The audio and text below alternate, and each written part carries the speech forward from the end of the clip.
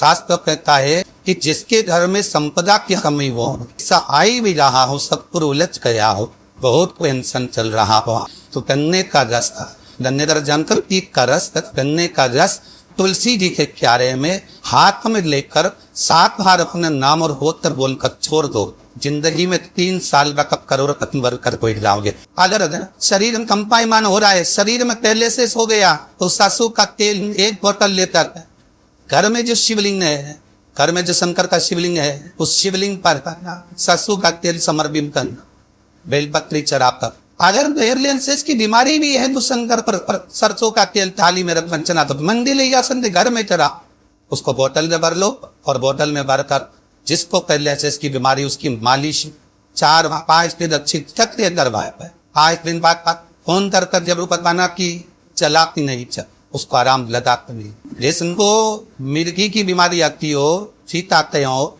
में से फेर आ जाता हो, फिर जाते हो, उसके लिए भी महाराज आज का दिन बहुत उत्तमकारी। कोई पास में ज्यादा शिव जी का मंदिर हो, शंकर के मंदिर में जिसको ठीक आते हो, उसको बिठाकर बेलपत्र चढ़ाकर पानी की लोटे में डाल ले, तो थोड़ा थोड़ा सा जल समर्पित करके, जल समर्पित कर वो पानी उस व्यक्ति को जिसको ठीक आते हैं उसको वो बेलपत्र चबा चबा कर खिलाए और उस पानी को धीरे धीरे कर पिला दे मार। अगर आपने सही तरीके से करा, विश्वास है ठिकाना बंद है। जिनको ज्यादा रोग हो, बीमारी हो, तकलीफ हो, ऑक्सीजन लग रही है, इसके लिए भी ये लोग आप पानी उसमें दूध मिलाकर 5 बेलपत्र उसके नाम का पानी आप समर्पित कर सकते हैं। अगर मंदिर बंद मिले तो पीपल के पेड़ के नीचे आप चढ़ा सकते हैं। उससे 3 या 4 दिन में आराम लगना प्रारंभ हो जाएगा। निवेदन करूंगा, जिसकी किडनी गड़बड़ हो गई हो, इसका लीवर गड़बड़ हो गया हो, जिसको डायलिसिस चल रहा हो पर छूट नहीं रहा हो, नदी के घाट पर, नदी के अलाप, सरोवर, कुआं, बावड़ी जो हो, उसके तट पर पीपल के पत्ते पर शहद डालकर और उसमें एक काली मिर्ची शंकर जी का नाम डालकर बोलकर उसमें चढ़ा दे। उसी पत्ते की काली मिर्ची थोड़ा सा शहद घाट पर डाल दे और उस पत्ते को घर पर लेकर आ। जिसको डॉक्टर ने कह दिया डायलिसिस होगा, पीपी लीवर गड़बड़ हो रहे हैं, जिस व्यक्ति को रोग है, बीमारी है, उसको वो पत्ते समेत चटा दें और फिर जाता 8 दिन 10 दिन बाद जांच करवाओ, आपको उसका फल प्राप्त होगा। पर विश्वास रखना। पत्रिका खोल दे है पंडित जी और कह देते हैं कि काल सर्प दोष है, पत्रिका खोल दे और कह देते हैं पितृ दोष है। उनसे मेरा निवेदन है, जिसकी पत्रिका में काल सर्प दोष है, पितृ दोष है, यदि काल सर्प दोष है और आप त्र्यंबकेश्वर जाकर पूजन नहीं करा सकते, काल सर्प दोष हो, एक तांबे के कलश में 70 भर लो, उस पे चांदी के 2 नाक नागिन रख लो।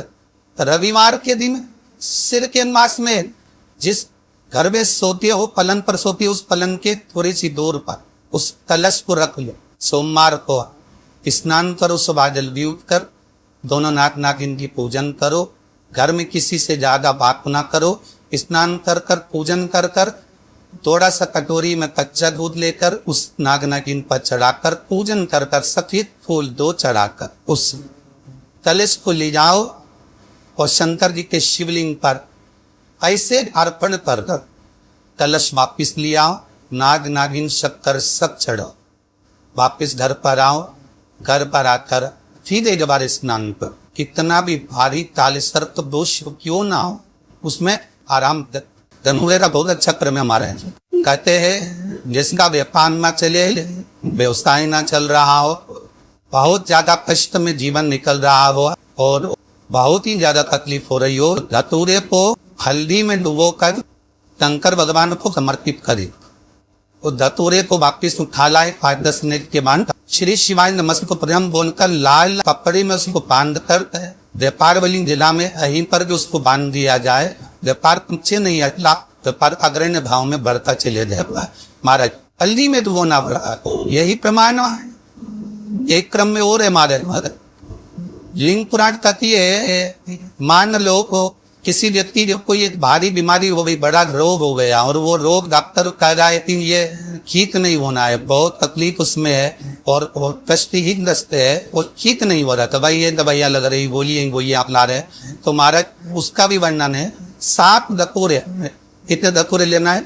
7 धतूरे लेकर एक धतूरे में मोली लक्षा था नारा लपेट कर चंद्रमौली भगवान का स्मरण कर उस मोली पर लपेट कर 6 धतूरे में हल्दी लगाकर शंकर भगवान की जो जलाधारी है, जलाधारी में आपको पहले भी वर्णन किया है, शंकर भगवान का ये शिवलिंग है, ये जलाधारी है, ये भगवान का जन्य करने का संप्रोत शरणारविंद का भाव।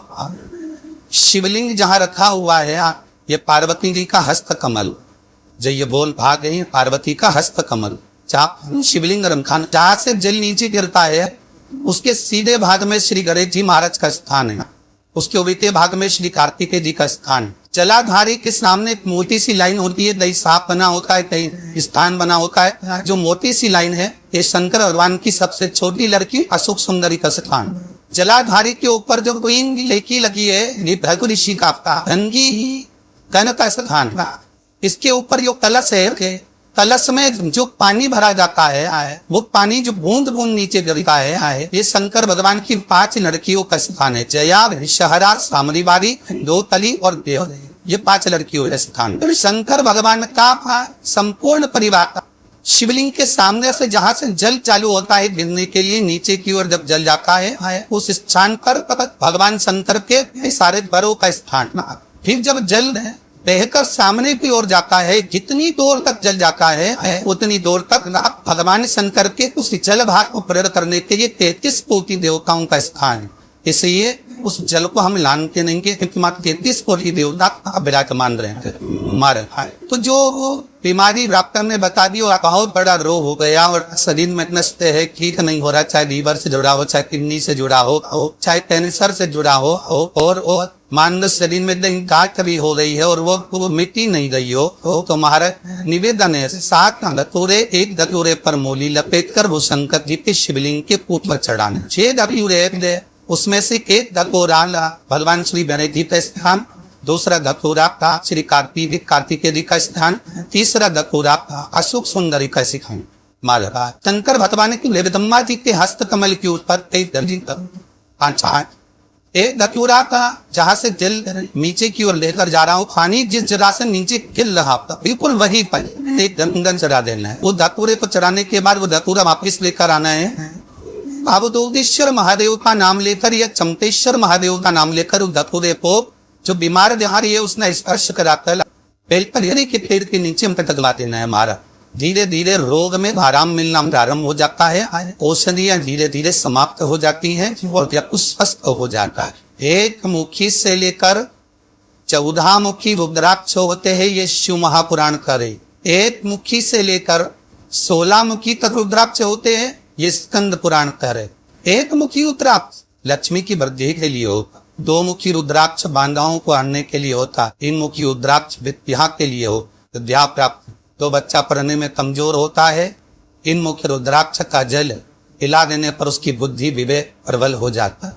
4 मुखी रुद्राक्ष खोई हुई संपदा को वापिस ले आता है, 5 मुखी रुद्राक्ष भी संपदा को लाने वाला। वही वस्तु घूम गई, चली गई कहीं पर नहीं मिल रही, बहुत प्रयास कर लिया, चावल की कटोरी में 4 मुखी रुद्राक्ष या 5 मुखी रुद्राक्ष को रख दीजिए, 3 दिन तक रखिए, वो वस्तु अगर घर में है तो हाथ में आ जाएगी, तुरंत मिल जाए। 4 और 5 6 मुखी रुद्राक्ष अटके हुए काम को सफल बनाता। 7 मुखी रुद्राक्ष अगर कोई भिखारी ठेला चलाने वाला भी 7 मुखी रुद्राक्ष को अपने गले में मंत्र का स्मरण कर 7 मुखी रुद्राक्ष का मंत्र है ओम हूं नमः। 7 मुखी रुद्राक्ष का मंत्र का स्मरण कर गले में लाल धागे में पहन लेता है। भिखारी भी अपने तत्व से छोड़ कर सुंदर धनवान बन जाता है। 7 मुखी रुद्राक्ष का 8 मुखी रुद्राक्ष रोग मुक्ति के लिए होता है। 9 मुखी रुद्राक्ष शास्त्र कहता है ये वंश की वृद्धि कराता। आजकल एक नया क्रम है STBB कराने, जब बच्चे नहीं होते तो अपन कई माताएं वो क्रम करती हैं, उनसे निवेदन है एक बार मौका जरूर करना, 9 के रुद्राक्ष को दूध में डुबाकर रख देना और उस दूध को रात्रि को पी लेना, कम से कम 2-2.5 महीना तक भारत गर्भ ठेले। 9 की रुद्राक्ष का दूध पति और पत्नी दोनों संतान की प्राप्ति के लिए 9 मुखी रुद्राक्ष प्रबल है। 10 मुखी रुद्राक्ष घुटने का दर्द, कमर का दर्द उसके लिए होता है। 11 मुखी रुद्राक्ष रोग मुक्ति के लिए होता है। 12 मुखी रुद्राक्ष ब्लड प्रेशर के लिए होता है। 13 मुखी रुद्राक्ष महाराज संपदा को बढ़ाने के लिए होता है। और 14 मुखी रुद्राक्ष वैभव के लिए हो। ऐसे 1 मुखी से लेकर 14 मुखी रुद्राक्ष होते हैं जो शंकर भगवान ने व्याख्यान वर्णन स्वयं तुमरुका जी के सामने किया। जिस समय शिव महापुराण विराम दे रहे हैं तुमरुका जी, भगवान शंकर में अपने गले की माला निकालकर रुद्राक्ष की तुमरुका जी को दी। जब तुमरुका जी के गले में माला पहनाई तो तुमरुका जी ने पूछा इस रुद्राक्ष में क्या लाभ है, इस रुद्राक्ष का क्या फल है, आप मुझे वर्णन करें। शिव महापुराण की विद्येश्वर संहिता में ये सब वर्णन लिखा है। और अगर आप कहें कि गुरु जी हमको मंत्र ही बताओ इसके, तो आप गीता प्रेस गोरखपुर की शिव महापुराण को लाओ और उसमें विद्येश्वर संहिता को निकालो और उस विद्येश्वर संहिता में रुद्राक्ष का एक एक मंत्र लिखा हुआ है 14 मुखी तक, कि कौन सा रुद्राक्ष का क्या मंत्र है, उसका कैसे नाम जपना है, कैसे स्मरण करो। श्री शिवाय नमस्तुभ्यम, सब बोलिए एक बार जमकर, श्री शिवाय नमस्तुभ्यम। टेक्निकली जरूर कर रहा है, ऐसी और वाला हमारा झूठ तो नहीं बोल रहा है। शास्त्रों की बातें हमारे जीवन में हमें सुख प्रदान करे, इसलिए इस भाव का आनंद करते हुए आज भी कथा को विराम देते हैं।